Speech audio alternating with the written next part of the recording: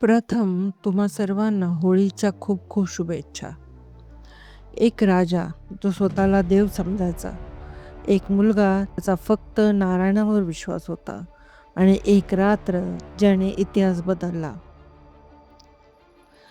राक्षसराज हिरण्यकश्यपू त्याने तप करून वरदान मिळवले. ना देव, ना मानव, ना दिवस, ना रात्र कोणीच त्याला मारू शकत नव्हते. हिरण्यकश्यपू म्हणाला, मीच देव आहे, माझ्याशिवाय दुसऱ्याची पूजा होणार नाही. त्याचा मुलगा प्रल्हाद तो फक्त श्रीहरीचे नाव घेत होता. हिरण्यकश्यपू रागाने त्याला विचारतो, कोण आहे तुझा देव? प्रल्हाद शांत स्मित हास्यात म्हणतो, तो सर्वत्र आहे पिताश्री. अनेक वेळा त्याला मारण्याचा प्रयत्न झाला, पण प्रत्येक वेळी नारायणाने आपल्या भक्ताचे रक्षण केले.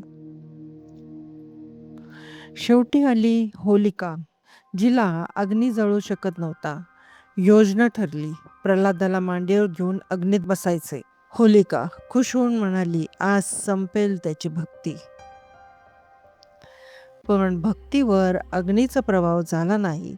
पण होलिका जळून भस्म झाली आणि प्रल्हाद सुरक्षित बाहेर आला. हीच आहे होलिका दहनाची कथा. अहंकार जळतो, भक्ती जिंकते. आजही होळी आपल्याला शिकवते, वाईटावर चांगल्याचा विजय निश्चित असतो. भक्ती ठेवा, अहंकार जाळा. तुम्हा सर्वांना होळीच्या खूप खूप शुभेच्छा. धन्यवाद. मित्रांनो, ही माहिती तुम्हाला कशी वाटली हे आम्हाला कमेंट करून नक्की सांगा. व्हिडिओला लाईक, शेअर आणि सबस्क्राईब करायला विसरू नका. धन्यवाद.